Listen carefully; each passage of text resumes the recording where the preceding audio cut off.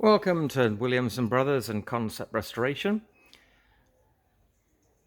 So today we've got a video of how the campervan progress is getting on. So we've done new calipers, discs and pads all round, and it's just been fully undersealed.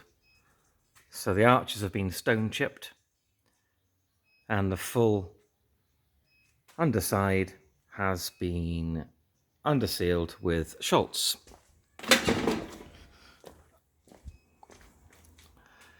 As you can see, it's come out very well. Gives a nice textured finish to the stone chip. New calipers, new discs, and we even took these off, soaked them in acid, and then primed them, painted them with silver base, and then lacquered them. Bit over the top, but it looks nice. Camper's coming up really well. Same with the back.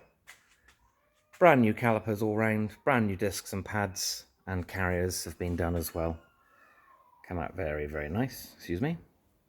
And again, all of the arches have been stone chipped, and then the full underside has been Shultzed. Every inch of it has been Shultzed with undersealer. Come up very, very well. Good textured finish to it as well. I think that's my MPPT beeping for the solar panel that we've installed. Heavy going over with Shultz, but it's come up very well. And also, if you look back at one of my old videos, do you remember the torsion bar? We had that completely new plates and new welding. Missed a bit of Shultz, so I'll re-go over that. So all these new plates were welded onto this, etc. That's the torsion spring bar. But it's come up really well, very happy with that. All the rust is out. Cam belt was changed. Put a bonnet bug thingy on, a sun visor, reinstalled the windows and sealed them. And there's going to be some graphics to go on the side.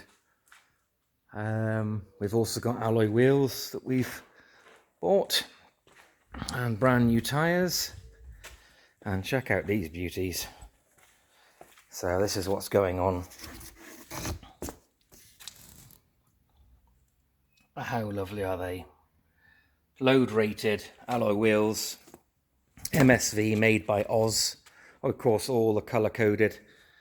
I've color coded every single piece of plastic trim, including the bumper, and that's to go on. Oh, and of course, I also fitted a ladder, a roof rack, a solar panel, and a spare wheel carrier. Now, I got the carrier, it's actually designed for a Discovery, and I've boxed it at the back on the inside of the door and then mounted it. I'm going to put a new a thinner tyre on and also powder coat the wheel black. Also new ladder Raptor coated, and at the very, very top is a reverse camera. So camper's coming on really well. Won't be long now before it's finished. The decals were from America. There are 2 mountain ranges for either side, a mountain range for the rear, and also stripes and decals in some kind of 3D grey, white, blue, etc. Very similar to the blue, etc. on the mountain range. But there we are. Very, very close. Recarpeted the whole of the boot. Also put another piece of ply into the boot because it was a bit cack. And then Raptored the checker plate and put it all back together. Carpeted the inside sliding door. I've got a Kenwood amplifier subwoofer going behind the seats on the front, and some new Rockford Punch 6x4 speakers going in as well. So this should make an absolutely stunning camper van for someone. 90,000 on the clock, and it has had thousands spent on it. Paintwork is perfect, no dents, no scratches, absolutely no rust. New discs, new pads, new calipers. Underside has been fully undersealed. Timing belt's been done, alternator's been done. Solar panel put in, MPPT controller with 230 amp hour batteries.